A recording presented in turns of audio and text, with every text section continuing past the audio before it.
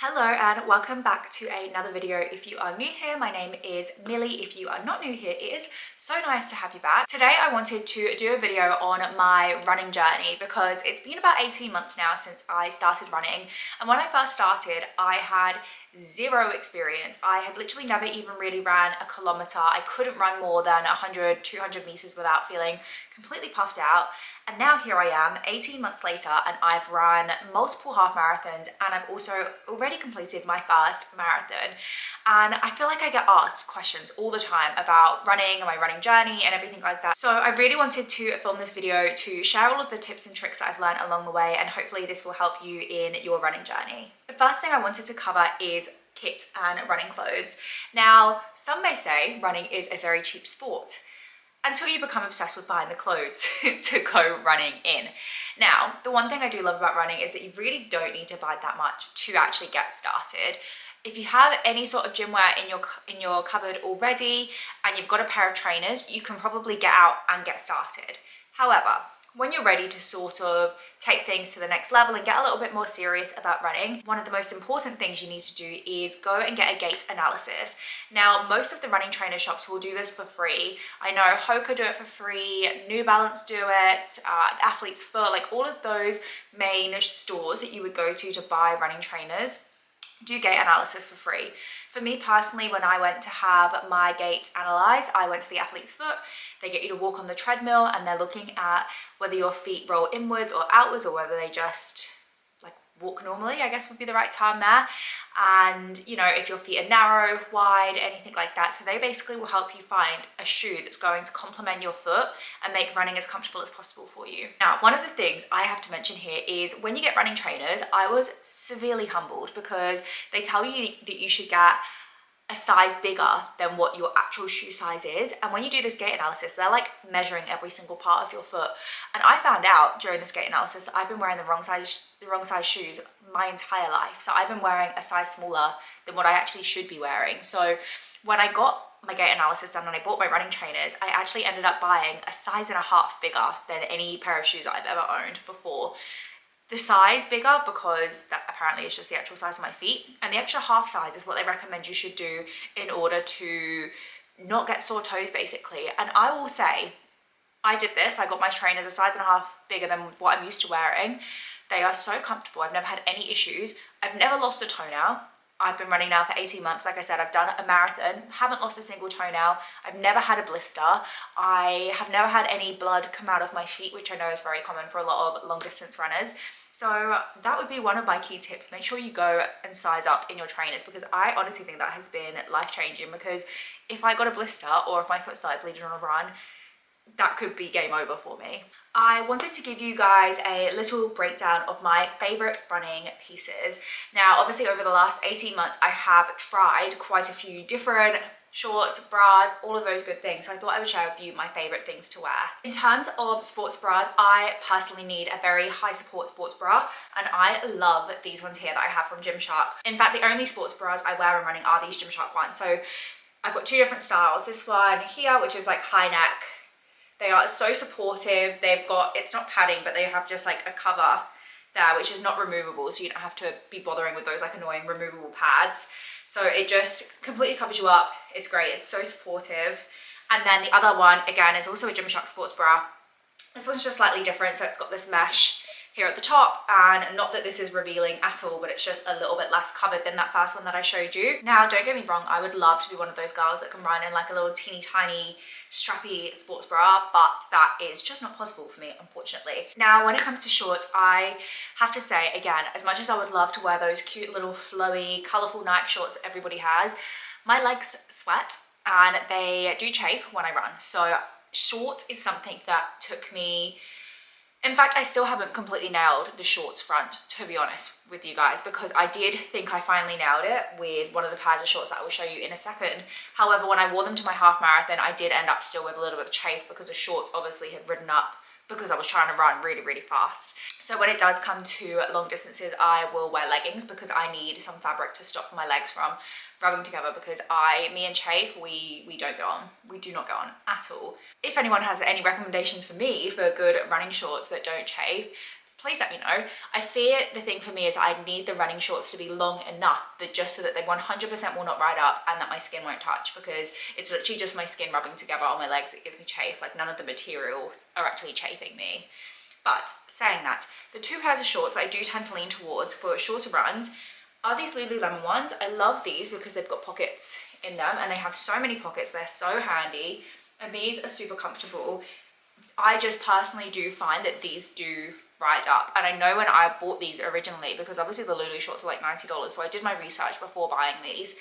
Everybody else was recommending them because they said that they don't ride, but these do ride on me. Maybe that means I just don't have the right size, but that is my opinion on them. To be honest, I don't know if I'd rush back to buy a second pair of them purely because of the chafe reason, but they are fantastic for short runs when you've got all the pockets, so you can put like your phone, your keys. If you're bringing gels, your gels can go in there. The other pair of shorts that I like a lot for short runs are these Gymshark. I think these are called the 2-in-1s, and I have these in a couple of different colors. My only downside with these shorts is that when you sweat, as I do on a run, because I am a sweaty gal on a run, these like light colors, not ideal for sweat patches. And what I love about these is that they have the tight lycra underneath and then like this nice flowy short on top. So those would be my short recommendations for, like I said, pretty much anything after a half marathon. For me now, just personal preference, I like to wear leggings for longer runs. I actually don't have any specific running leggings to show you guys. I just have literally a pair of plain pink ones, plain blue ones. I've had them for like 10 years. Running vests are the next thing I wanted to speak about. Now, I've never owned a running vest. Why have I never owned a running vest? Because whenever I've looked at them, they've been really expensive and I've just never been able to justify. I think the Solomon one's like over $100. I've just never been able to justify spending that much money on a vest. So what I did do instead is I bought a belt. This is the running belt that I have. It's just plain, cheap, cheerful. It has 2 pockets. It fits my phone, it fits my gels, it fits my keys. It pretty much fits what I need to take with me on a run. Now I will preface this in saying that the routes that I choose to run are typically coastal or around a park.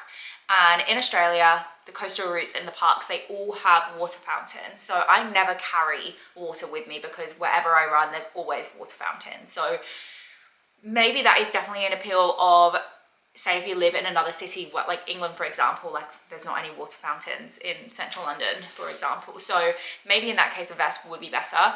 The other thing that puts me off getting a vest is A, it's another thing that could potentially chafe, and B, it's just like another layer of warmth, which you don't really need, especially when you're running in Sydney's heat. One of my favorite things I bought, and I actually bought this for the triathlon that I did at the start of this year, and I now wear it for all of my running races too, but it's just a bib holder, and this one has like little gel holders too, so it means you don't have to safety pin your race bibs to your clothes. And I always get so paranoid that a pin is going to come undone and like jab me, so this is way better. So your race bib basically just goes in between these toggles and you just clip it on, and it's so much better. And then your gels also all just slot into these little holes here. In terms of headphones, I wear over-ear headphones and I would not recommend this. I just haven't gotten around to buying different headphones. Essentially what I've noticed is that when I'm running fast over a long period of time, I get way too hot in those over-ear headphones. And also I've noticed that they are not very great for safety reasons because they literally cancel out all of the noise around you. You have no idea if there's people around you basically, because you just can't hear anything through them, which I do feel very safe in all of the places that I run, but if I was in an area that maybe I didn't feel as safe, I probably just wouldn't wear those headphones. I would love to try these Shocks headphones, the bone conducting ones. That's like been on my wish list for a long time. I just haven't gone around to actually getting them. The one thing I will give my headphones though is that the battery life on them is phenomenal. I only charge them like once every few weeks and I still don't think my batteries ever drop down to like less than 50%.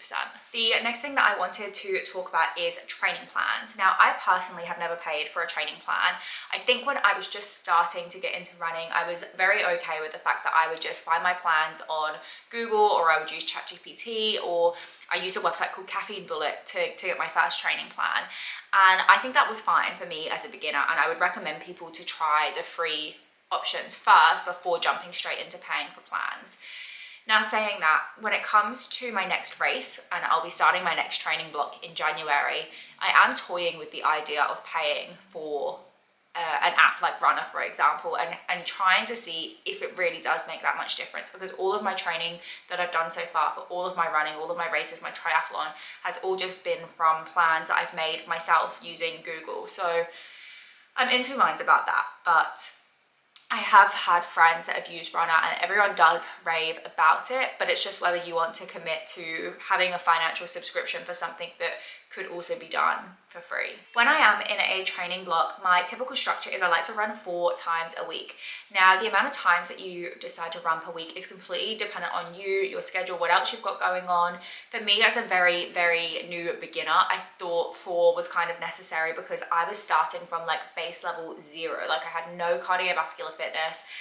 Everything was so new to my body that I thought, okay, I really need to train my body to become used to this type of activity. So I was training 4 times a week. To preface, before going into running, I was weightlifting. I was training very heavy in the gym. So I had a lot of muscle built up. I just had no cardiovascular fitness. Now, from those 4 runs a week, I would split them and do 1 interval run, which I would usually do on the treadmill in the gym.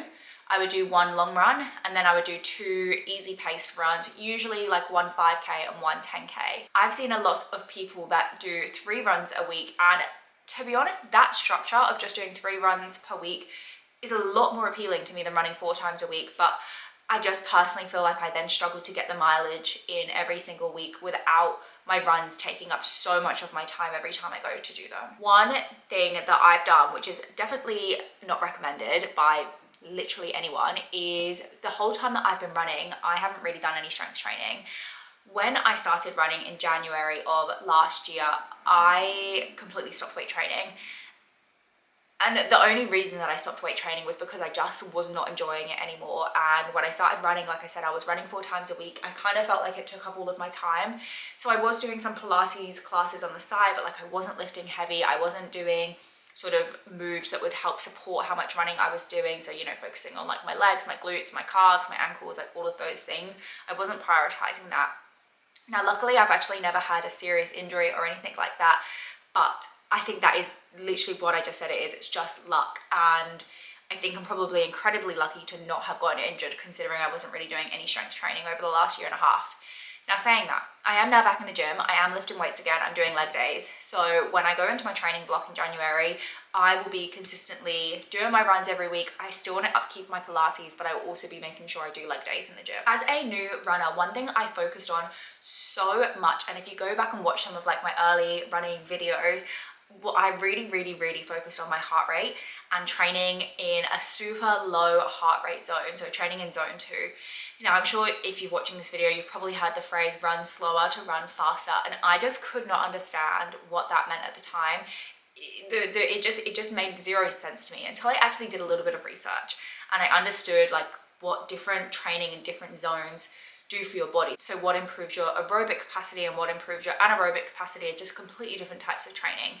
Now, I'm not going to go into the science of any of that because quite frankly, I'm just not qualified to do so, but would highly recommend that you do your research so you understand why people keep saying that doing easy runs in zone 2 training is so important. That being said, when I was new to running and my cardiovascular fitness was in the bin, my heart rate, of course, would spike as soon as I started the slightest of jog. So I was really walk running. And I remember at the time I was Googling constantly, like, how long does it take to see improvements in your zone 2? Because it felt like I was doing zone 2. These runs were taking me forever because I was having to walk run and I was going so slowly. And I was kind of getting frustrated with it. And it was only when I ended up training for my triathlon that I would say I actually saw any improvements in my zone 2. And my triathlon was a year after I started running. So a whole year's worth of running. And it was only when I started cycling and swimming that I actually ended up seeing a big progress in my zone 2 training. So I don't know whether that's just because cycling and swimming is maybe, and I don't know if this is factual or not, is a little bit easier on the body and therefore your heart rate is a little bit lower, or what it is, or maybe my body and running, like my heart rate is just naturally higher when running, who knows. But after I did my triathlon, I noticed that my easy runs felt so much easier and my pace was so much quicker for the same heart rate. In terms of routes, I am a creature of habit. If you guys follow me on Strava, you guys will know that I am an absolute creature of habit. I like to have a 5K route, a 10K route, or I like to literally just do laps around the park because I know that I don't need to think about anything. I don't need to think about which direction I'm going in. I don't need to think about getting lost. I don't need to think about how I'm going to get water. I don't need to think about traffic lights. And what I find is whenever I stray from my regular routes, I regret it because I get stuck at traffic lights for like half an hour. If you guys live in Sydney, you will know Sydney, I think this is actually a fact though, Sydney is the worst country in the world for how long you'll wait at a red traffic light. So I like to personally just do laps around the park, but I would definitely suggest finding a route, like a nice 5k route, a nice 10k route, nice 15k route, so that when you just don't want to think about where you're running, you just have that set path that you can follow and your brain doesn't even really need to think about it. Motivation is something that I feel like I love to talk about. I'm passionate about this subject because I do not like running. Bold statement, right? For somebody that's ran multiple half marathons and a marathon. I do not really enjoy running at all. I get no initial pleasure from running. In fact, I have to most of the time force myself out that front door. And I've only ever had one runner's high in the whole 18 months that I've been running, which was during the marathon. So I don't even have that little like pleasure complex going off in my brain that makes me want to go out and go for a run. So when it comes to motivation, my opinion really is that things don't happen just because you're motivated to do them. Things happen because you do the things that you say you're going to do. For example, if I agree to meet my friend at 6 a.m. in the morning to go for a walk, I'm not going to let my friend down. So if I tell myself that I'm going to go out for a run at 6 a.m., why would I let myself down? You should be showing up for yourself every single day. And I think it's important remembering that sometimes you're not going to be motivated, and that's just normal. That's part of human life. But it's about being determined to actually just go and do the things that you say you're going to do. When you're actually out on the run and you're also still trying to keep yourself motivated, I feel like that's a different story. There's a few things that I like to do here. I either will run, say if I'm doing a 10k, I'll run 5k's away from my house, so I have to run 5k's back. The other thing that I will do is I like to listen to audiobooks when I run, so I feel like I kind of switch off a little bit and you're not really just focusing on how many kilometers you've got left because your brain is doing something else that it enjoys. Like I really enjoy listening to audiobooks. So I recommend trying to find something that you enjoy, whether it's your favorite podcast, a new album that you want to listen to, and just save that for when you go running. During the marathon, I used this idea and I listened to my audiobooks for the first 32 kilometers. Like that's a lot of audiobooks that I managed to get through in that time. And then at 32 kilometers, I switched to music so I could really just like sing my little heart out for the last 10k. And I used the music as just like a complete change up to my brain because it's not something that I would usually do on a run. And I felt like that massively helped me for that last 10k's because I was just singing along. I was in great spirits. And usually people say when they hit kilometer 32 of a marathon, that's when like they hit the pain cave. I was having the best time of my life. The other thing that got me through, and this was more so for the half marathon than the marathon, because when you're running a marathon, my pace was much slower than my half marathon pace. The half marathon, I was fighting for my life. I was giving it everything. And every time I felt like giving up or I thought, I can't do this anymore, I need to slow down, I remembered the quote that says that when your brain is saying that and when you're thinking those thoughts or having those thoughts, your body is actually only at 40% of its capacity. So there's a whole 60% that is behind that barrier. And I use that just to push through and push through and push through. And I had a goal for the last half marathon that I did, and I was desperate to get a sub 2. And I did do it. And I honestly think it was because I kept saying that quote to myself over and over and over again. Whenever the going was getting tough, I was like, I'm only at 40% capacity. I've still got so much left to give. The last thing that I wanted to talk about was fueling, and couple of different aspects to fueling. The first is making sure that you're eating enough to actually sustain all of the running that you're going to do, especially when you start getting into longer distances. Whilst I was doing my marathon, I was eating in a calorie surplus the entire marathon training because your body needs it, right? Like some weekends I was running 4 hours at a time, 3 hours at a time. Like you're doing so much to your body that you need to be sure that you're fueling it properly, eating your veggies, hitting your protein, getting enough carbs in, all of the things to make sure that your body has the nutrients that it needs to be healthy and avoid injury. The second aspect to fueling with running is fueling whilst running. So things like gels, sweets, working out what works for you. I wish I could have sweets. I've tried this a number of times. Every time I try to have sweets on a run, it tastes great. I eat too many of them and I feel sick. And I actually don't know if I get any sort of energy or sugar rush or boost from them. They just do not sit well in my stomach. And I learned that the hard way on my triathlon when I was eating jelly snakes and I was feeling rough. I was not feeling well, but I didn't have enough gels on me, so I was relying on the sweets. Fueling with gels is something that I am still trying to master. It's a work in progress, and I guess it kind of always is for people that are doing longer distances.